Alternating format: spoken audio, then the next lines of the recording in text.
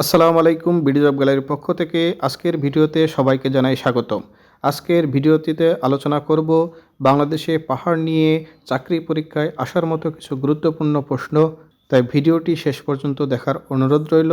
চাকরি পরীক্ষার্থীদের জন্য বিডি জব গ্যালারির সকল আয়োজন, তাই ভিডিওটি ভালো লাগলে অবশ্যই চ্যানেলটি সাবস্ক্রাইব করে দিবেন। তাহলে চলেন শুরু করা যাক আজকের ভিডিও। বাংলাদেশে পাহাড়সমূহ গঠিত হয় কোন যুগে? উত্তর টারশিয়ারি যুগে। ময়মনসিংহ ও টাঙ্গাইল জেলার উঁচু ভূমিকে কী বলে? উত্তর ভাওয়ালের গড়। বাংলাদেশের পাহাড় সৃষ্টি হয়েছে কোন প্রক্রিয়ায়? উত্তর প্লেট টেকটনিক থিওরি। বাংলাদেশের পাহাড়সমূহ কোন শ্রেণীর? উত্তর ভাস পর্বত শ্রেণী। বাংলাদেশের সবচেয়ে উঁচু পাহাড়ের নাম কি? উত্তর গারো পাহাড়।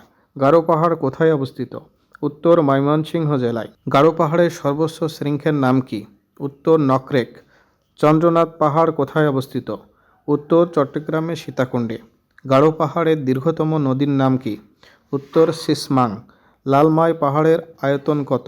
উত্তর 33.65 বর্গ কিলোমিটার।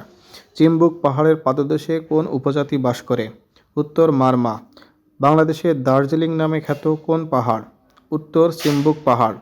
আলুটিলা পাহাড় কোথায় অবস্থিত? উত্তর খাগড়াছড়িতে অবস্থিত। লালমাই পাহাড় কোথায় অবস্থিত? উত্তর কুমিল্লায় অবস্থিত। ইউরেনিয়াম পাওয়া গেছে কোন পাহাড়ে? উত্তর কুলাউড়া পাহাড়ে। কুলাউড়া পাহাড় কোথায় অবস্থিত? উত্তর মৌলভীবাজার জেলায়। সাঙ্গু ভ্যালি কোথায় অবস্থিত? উত্তর চট্টগ্রামে। হালদা ভ্যালি কোথায় অবস্থিত? উত্তর খাগড়াছড়িতে। দেশের সর্বোচ্চ পর্বতশৃঙ্গ কোনটি? উত্তর তাজিনডং। তাজিনডংয়ের অন্য নাম কি? উত্তর বিজয়। তাজিনডং শব্দের অর্থ কী? উত্তর গভীর অরণ্যে পাহাড়। তাজিনডং পর্বত কোথায় অবস্থিত? উত্তর বান্দরবান জেলায়। বাংলাদেশের দ্বিতীয় সর্বোচ্চ পর্বতশৃঙ্গ কোনটি? উত্তর কেওক্রাডাং। দেশের তৃতীয় সর্বোচ্চ পর্বতশৃঙ্গ কোনটি? উত্তর চিম্বুক পর্বতশৃঙ্গ।